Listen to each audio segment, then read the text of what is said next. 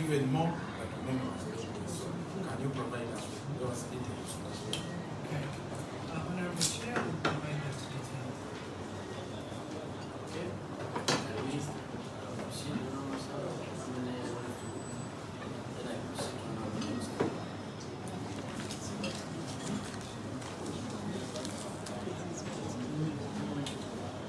People to look for information. This is an audit query that was before you in time, and my expectation was this time we will be just explaining and convincing this committee that probably what the auditors found out was when you tell me now you're digging information now at this particular point in time, don't you think it is really a wastage of time?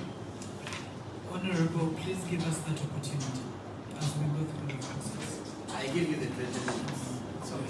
Yeah, we can proceed. I know by within the next 20 minutes we're going to be done. Still other issues. On this document, I'm on this document of yours. You open page 42.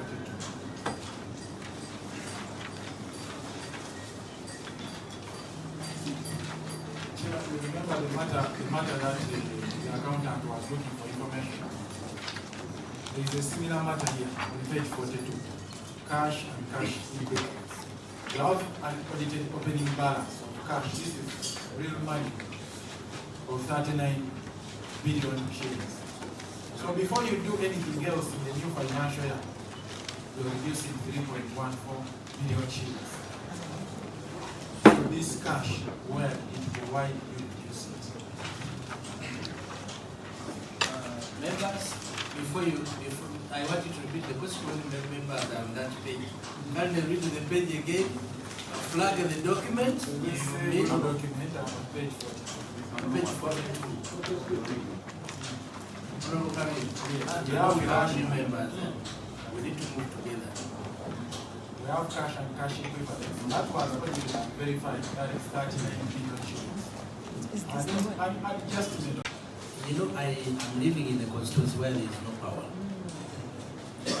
And most of these colleagues, and among the activities I think should have been served under the 24 billion, should have been those power lines. This is not a matter I'm going to joke with. We need to know who spent the 24 billion, and where is that money.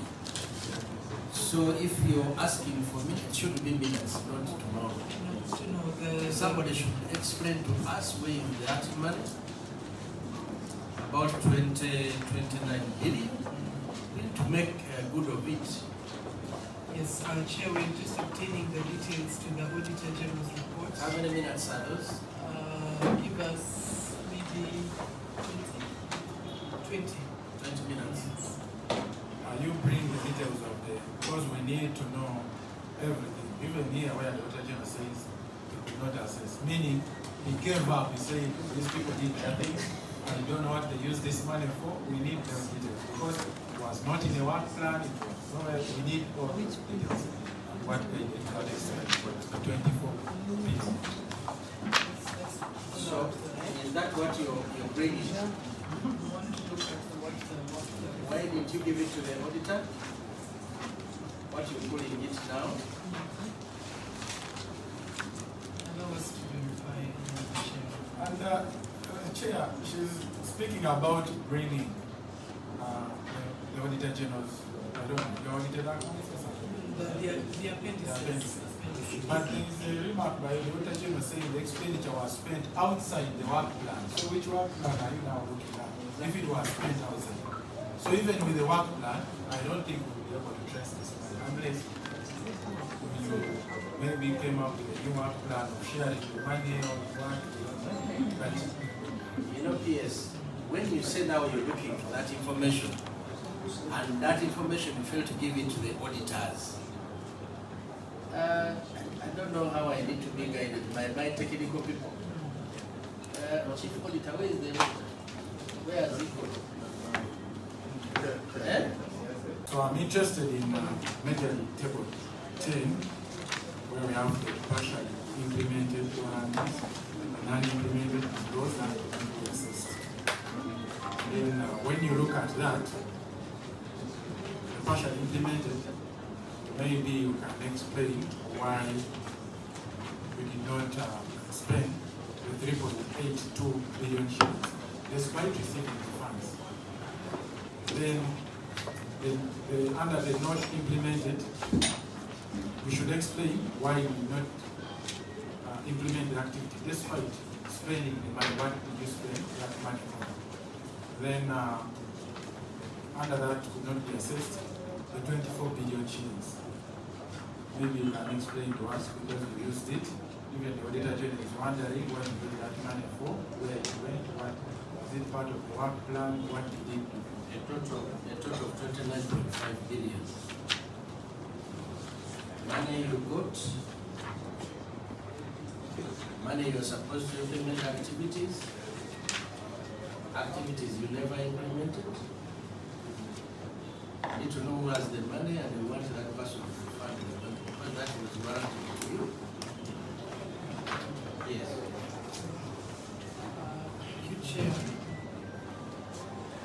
For the partially implemented, where we had unspent funds that were mainly on outputs of mining and human resource management, the bulk of that was unutilized funds related to staff salary for unfilled positions in the approved structure due to some staff who were retired.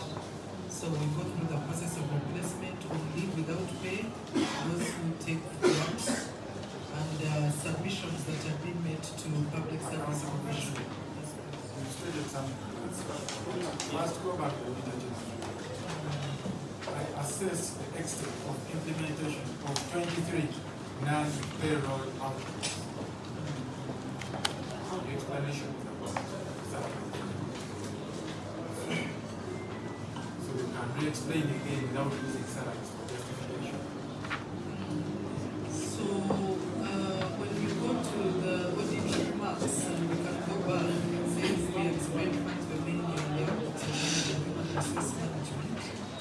We can go to the specifics. And when we went to the report, it showed there was a portion of salary, though I don't know what the Auditor General's non-payroll output comment, we can analyze on that.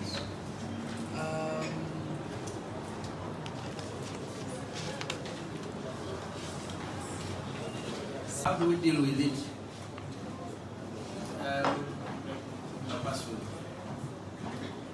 There is new information coming in that was not provided to the auditors, and we are waiting for 20 minutes. How do we deal with it?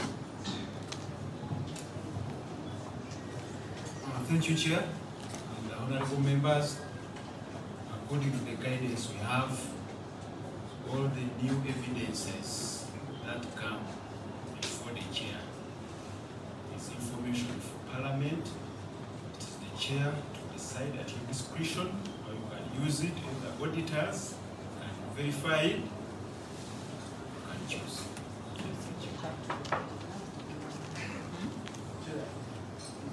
Thank you. Before she proceeds, I think it's in the best interest of us all to acknowledge that this was an irregularity. Because the Auditor General has put it out clear, we did not use a work plan. So even if you spend it on proper activities, I need you to come out and state that yes, there are irregularity, we work outside the approved work plan, but we spent this money on this and this. And then as a committee, we can follow up and see if that money was indeed spent or it was eaten by a few people in your ministry. Precisely, Chair. That's the information I want to be acquiring quickly. Where did we spend it on? And we come out and clarify to the committee. Yes, why I find it challenging to wait for that information? The auditors came to you looking for the information on where you spent the money. And the auditor, by the time they feel, they say, we can't even trace where the money went. A tune of 24 billion. At least the 1.39 billion, you know what you were supposed to do, and you never did. But 24 billion, the auditor is telling us, you say you don't have information. Now you're telling us this committee to wait for you to look for information. I feel uncomfortable waiting. Alan. Yeah, maybe Chair to back you up. They were even given a chance to respond to the Auditor's General report, and we have a management response on the same item. What they are looking for would have come here as management response. So, and I also agree with you. Your fears are real, because they would have used this chance to say what they want to tell us. So, Honorable Chair, we yes, we appreciate that. But Chair, Now let him take us back to. listen, we are talking of various of 20 billion. We are just explaining 7 billion. So it's different. Chair, I have also my backup team here. I can allow me to on some of this. We do these things as a team. You know, Honorable Karim Masaba, where I came from. Yes. First of all, you never acknowledged the assets. Yes. Then he went and told you that we appropriated 151 billion. You spent 171 billion. Okay? Now you're trying to do meandering like this. We are not meandering. We want to know what informed the expenditure of the extra 20 billion. And which budget line did you charge to get the 20 billion? Before you hand over the microphone to your... Now, the reason I wanted to know that, because these are things we are discussing. And if you talk to Minister of Finance, I think you also explain this. I'm not talking to finance now, I'm talking to you, sir. Yeah, because these are issues that relate to a reporting system that is actually from finance. So what happens is that in this system, you have these figures recognized there and they are run off the system. Now what is happening is that if an item is not picked as an asset code, if you make a payment on that code, it will not appear in the report as an asset code. And that's why we do these adjustments to ensure that we recognize those after the system. So the one you want to give the microphone has the list of those ones? Worth 20 billion? We can. You wanted to pass over the We microphone? can produce that. You wanted to pass over the microphone? Is that so? Yes. Please pass over the microphone. The next person. So, but Chair, I want to really... That person has let me continue. I'll take responsibility. Maybe when you check on something. So, but what I want to say, Chair... Page 24. Assets acquired under the two sales. That is 7.2 billion shillings. So, let us begin from there and then go backwards. You acquired under two sales, right? Yeah, so that's why you see in my statement of reconciliation. No, I don't want you to confuse us. We go slowly. You know, as we are senior 6, senior 6 dropouts, we're not accountants like you. So you take us slowly. We are now on the assets you acquired under the two series. Two series under the asset expenditure. So you acquired the assets rightfully or wrong? Or you put a wrong statement? It's a correct statement, Honorable Masaba. First But confirm with the accountant general. Give him a microphone. Case of property, plant and equipment, 164 billion. Are we together? Purchase of non-produced assets, 5.4 billion. Purchase of intangible Honorable assets. Karim, I want you to move when my members are there. Are you there? Are we together? We are there. Eh? Let's move. So, the third one, purchase of tangible assets, 1.9 billion. When you add the three assets, the three asset classes, you purchased 171 billion shillings. Is that true? That is according to the cash flow, the money you spend, the real money in buying these assets. And the other side you showed they were zero, but now we're on the cash flow. Are we together? Is that true? Accountant, I want you to receipt, please. Head accounts. That is true. That is true. So you purchased assets worth 171 billion.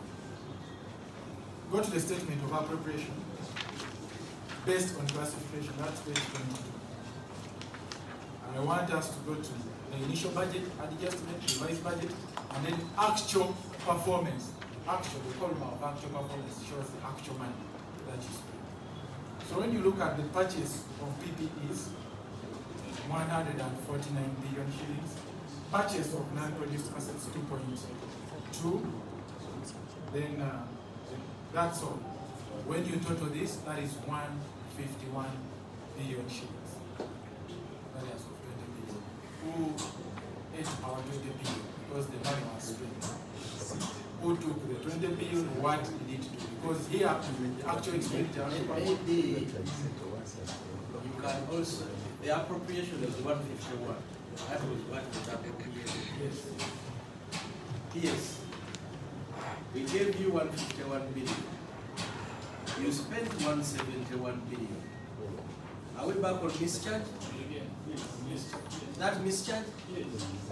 Tell us which item did you suppress to get the 20 billion? Is that where you're going on, sir? On top of what I'm asking, you can add on this classification on this. Honorable Chair and honorable members, I need to clarify something here.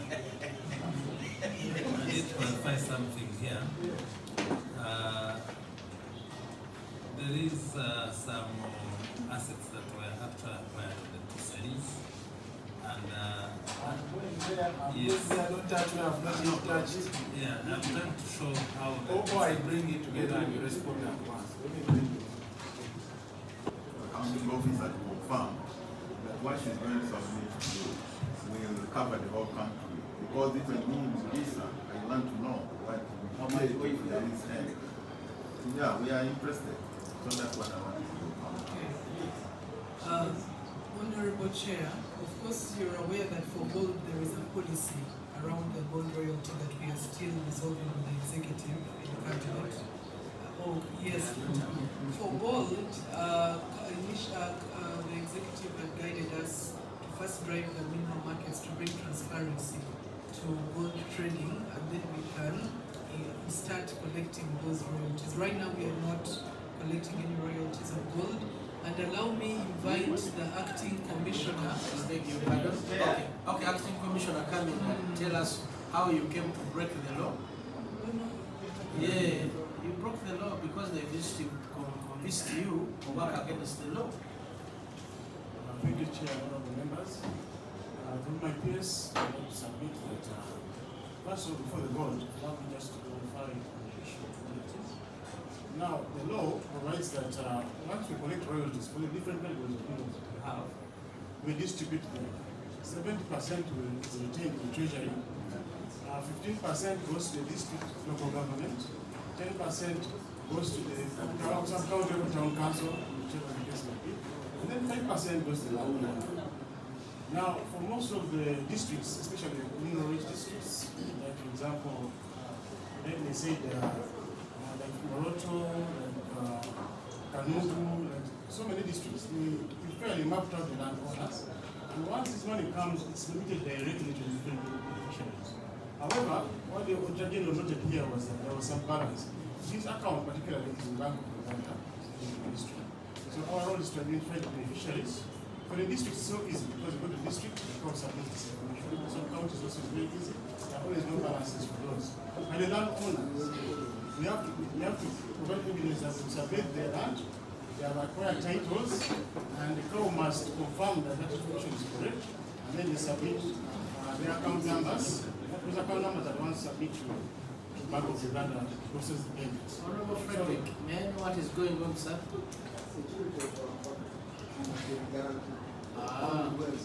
But they still have to go through the surveying process, they have to take the land, and they have How much royalties have been paid to Kasanda, Mr. Commissioner? Yeah, like the PS has said, like provide the sharing. We pay at this every month. How about Kanungu? Can we wait this way? We don't really How about Ulisa? Lisa, there is no money at share now. So Busia?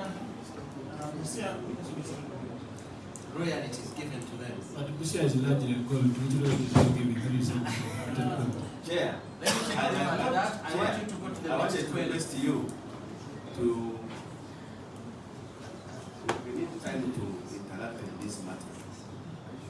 Because when you look at the 23rd July government paper, New Vision, it reported that Uganda has gotten an increase in revenue earnings from gold up to 3.02 trillion from 1.8 in 2005.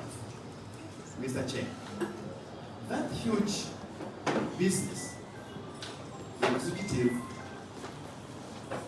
waived the royalties. We need also the commitment from the accounting officer, where it was veered to you. You have a circular saying that you don't charge royalties on gold, which is the highly it's a cash cow we have. It's a cash cow we have. So that one we need to also find if there is a circular from the government on that matter.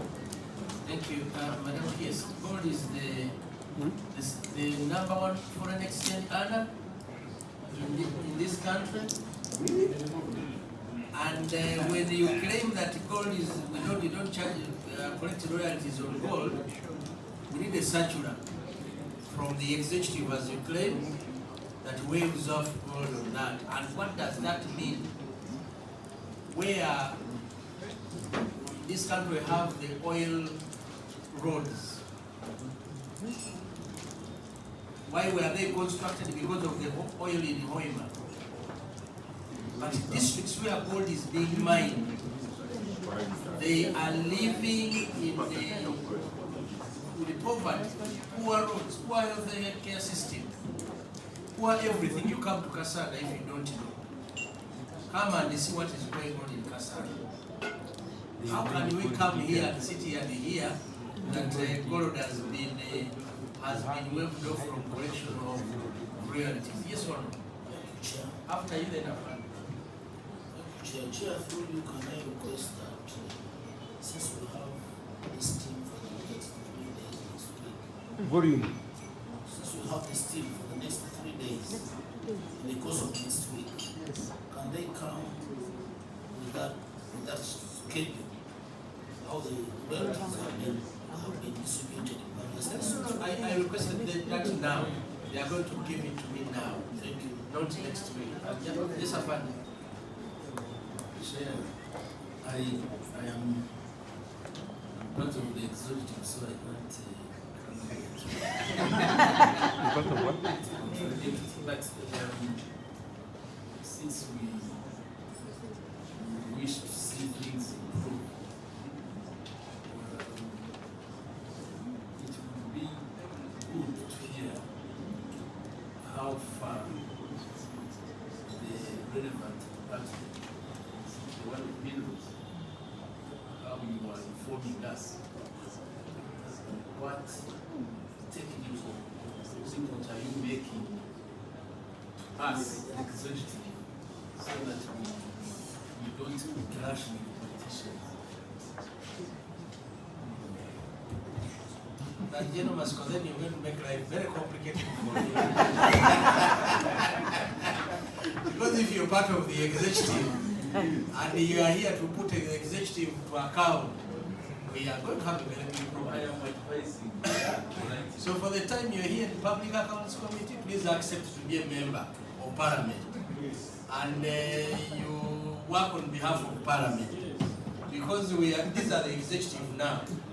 Eh? Now if you're this side of ours, then we might miss the questions. But I think you've guided very well. I am representing the executive. Yeah, representing UPDF. Thank you so much, Honorable Jebasa. But he's raising something that when executive wishes something, how do you advise the executive? Is there a letter? You know, I need a letter that Honorable asked where the executive is waiving collection of taxes on gold. I mean, the law talks about taxes, talks about royalties from all minerals. So for taxes, we are levying taxes. We are collecting $200 per kilo. That levy exists. URA is collecting it. It is only royalties that are still under review. And in line with General Masiko's guidance, indeed, one of the commitments we made as the technical ministry is to bring transparency to the gold trading. And that's why we are putting in place these mineral markets, and we'll go back to Cabinet to demonstrate the level of transparency we've brought for them to see that collection of this royalty can continue. So that engagement and in line with General Masiko's guidance is what we are taking. But the taxes are being collected just for the record. Chair, Just hold on. Hold the mineral markets. You know, every financial year since 2018, we received the information that money from mineral markets has been drawn. Every financial year. Why is it so slow to actualize? Honorable Chair, and we can go into the previous budgets, we never received money from mineral markets. It's this year that we've started a specific project to develop the mineral markets, and funding has been provided this financial year. Honorable Kaberuka, now I want you to move away because you're my investigator on this one. I want you to move away from that and go to the next query. okay. Move to the next query. Much obliged, Mr. Chair. Mr. Chair, I want us to go to page 8. On the same. You can easily produce now in this meeting so that we quickly solve that. He is identifying, he's saying from your statement that in this report, it looks like the 8.5 is going to Chitagwenda and Kamoyo. He's asking about the iron ore minerals. What is going to happen? What is going to happen to them? Kasanda and the other Namayingo, Ukweju, and even Usia. So we need to know how you're sharing these mineral royalties. I was sponsored to go to Tanzania by your ministry. And what we met there was a very big lesson. When somebody sells their gold markets where there are people mining, when you sell gold, the Tanzania Revenue Authority money is deducted. The town council royalties are deducted there and then. There and then. And at the end of the month, the town council or the district knows that this is what is due to us. Now, for you, you're collecting it at the ministry, and the way you're distributing it, you need to be convinced that it's a proper one. So, Honorable Chair, Just first give her a chance, and I'm going to come back to you. I just want to confirm. Just hold it. Honorable Chair, indeed, arising from that benchmarking with Tanzania, we are now setting up new markets starting this financial year. We've identified some initial locations for both mineral markets and then the buying centers near the mines, so that we are able to apply a similar model to improve on our revenue collection, but also royalties. So mineral markets this financial year, and it is supported in the budget. We've already identified a location in Entebbe, Busia, but also Kasanda and and in Tungamo as the pilots for the mineral markets. So there will be improvement in royalty collection. But we have been collecting royalties, and we will provide the schedule. Every month we pay out. What has come in, we pay out. And that schedule will demonstrate the royalties we've paid out for that period, but also for the last financial year. You pay out to who? We pay out to the different receiving parties according to the Act. We pay out to the districts, but also the landowners. I'll just give an example. There are different minerals in Uganda. James was talking about iron. Can we say that you have paid some royalties to Kanu about their iron ore? Yes, we have. And we are going to provide the schedule. We've been paying out, and we have. There will be some companies that we continue to demand some remittances, but those that have remitted, we have. Let's provide the schedule. And they provide the schedule? Yes. So, Honorable Governor, yes, yes. About the 80% which they are saying is donor-funded projects. Don't we plan for the donor-funded projects? Do they just fall like manna from heaven? We need to have that plan also. If they say it is not captured in the EGP, at least it is captured in some piece of paper. Let them submit to us. Which they should have submitted to the auditor. Which they should have submitted to the auditor.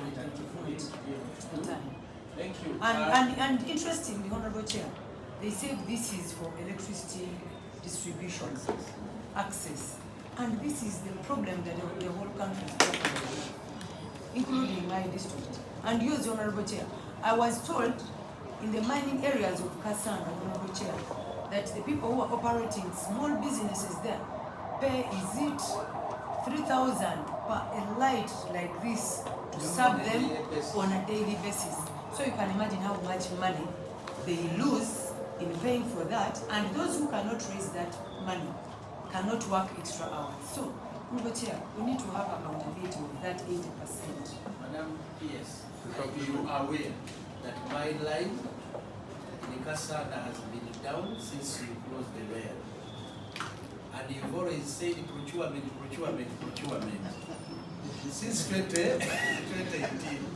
And here we are. The man is sleeping on the job like a general said. Eh? The man who is supposed to do procurement is sleeping on the job. But all these members, their constituencies have not been served. There is, you are aware that we are paying about 29 billion in deemed energy. Is it more than that? Not anymore? Don't lie, son. Don't lie. We are paying a lot of money for electricity that has not been utilized. For you, you're supposed to do the procurements to supply the electricity. You know, said you're sleeping on the job. And they need to work out. I wanted actually to advise when I hear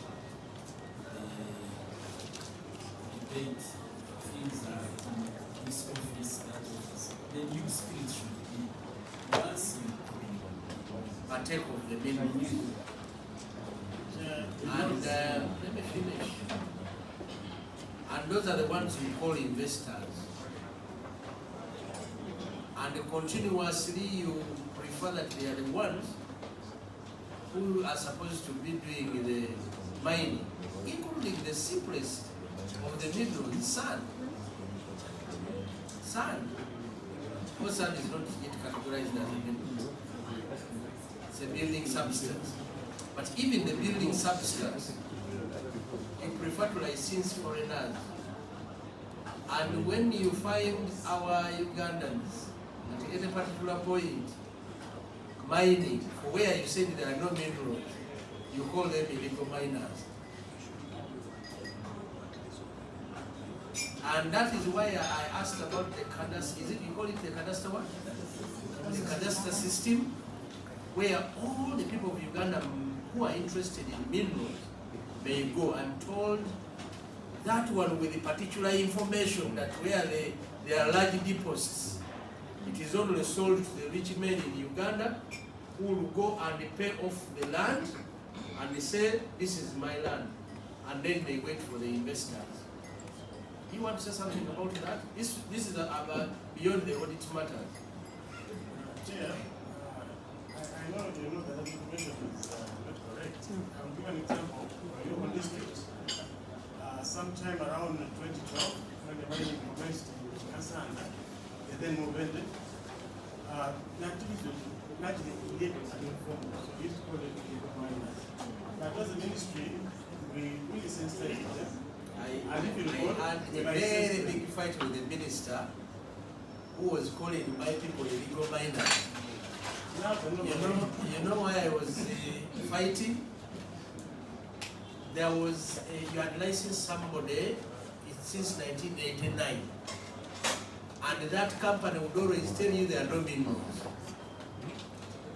But when our people went and discovered and started mining and eating on the minerals, you came and said you people are illegal. Yet they are the ones who showed you that truly there is money here. Instead of formalizing them as artisanal miners, you chose to work with the army to destroy their livelihoods. Yes, respectfully, that is now in the past. As you know, the ministry has now licensed your people. They are very happy. They are doing business. You go to Bukuya, you find them very happy. You go to Uganda, they are very happy. The license you go to sea, that's very happy. So now, recognize that mining. And we're doing this across the entire. So now they are called artisanal miners. And that is the name I wanted. These people are still illegal because there's a gold rush in Kanu as we speak. But we're also working on licensing. And we are collecting our people. And we are taking them involved in the industry. So Kanu, yes, you're illegal now, but you'll be legalized. But now, what I want to agree with him is the chair. The Chinese have taken over Kanu. That's what they want. And wherever they go, Chinese. The Chinese are never. And the local people are their problems with poverty. Leadership here in Kampala, yes. And we're discussing this issue. We're not discussing Honorable Chair, somehow my concern is... Kindly you will inform the chairperson of this committee that the people of Kanu who are no longer illegal miners. Yes. Because they call them illegal miners and they destroy their livelihoods, just like that. Please update me on whether they have been formalized as artisanal miners. Honorable Chair, mine somehow relates to the point of Honorable Kaberuka about Ministry of Energy and Environment creating a conducive environment for the locals to benefit from the resources that God gave them.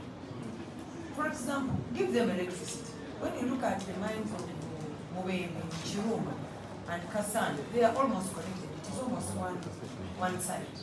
But these are the people that do not have roads. If they have an aspect of corporate social responsibility and the royalties they're talking about.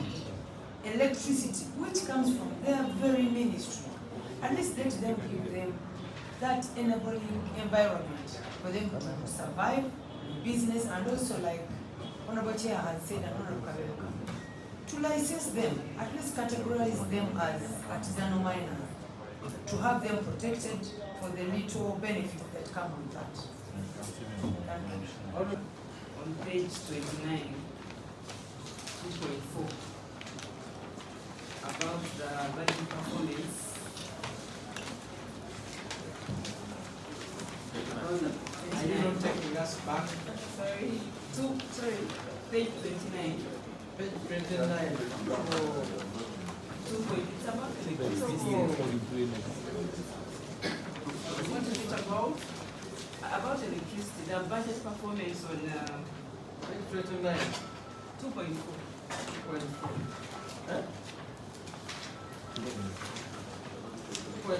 Management of parish development model. Okay. That is saying, bring it on. Hey, it's okay. I understand that there was some amount of money that the ministry was allocated to for the EDM activities. Can the ministry or the account acting officer here help us identify, give us a schedule or a breakdown of these activities, especially in the implementation, and how many parishes were targeted under this PDM, and then how many were actually connected to the electricity. Because what this is intended to do is to help our people improve their lives and their income for productivity. Honorable, thank you so much. But Coordinated planning under the program working group. We integrate, we work with agriculture. yes, you know why I never wanted you to go there.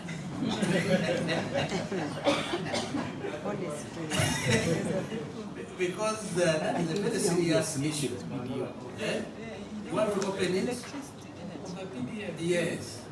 Well, like I Is that said, you're saying what you were told, or you're saying what you... These members want to know what you're doing, What they intended to do. not what you were told in the books. yeah, that's why I indicated that our interventions at the PDM, on the PDM, are through our different projects. If it is an electricity access scale-up project, we work with PDM to know where the work centers are, where are these coolers, where are these agro-processing facilities, and then we design and plan. For example, now tell us where the previous information they gave you on the new growth centers. Now tell us where you have taken action. Okay, so allow me with the specifics to invite the Commissioner of Electrification on that process where we pick and support these agro-processing facilities.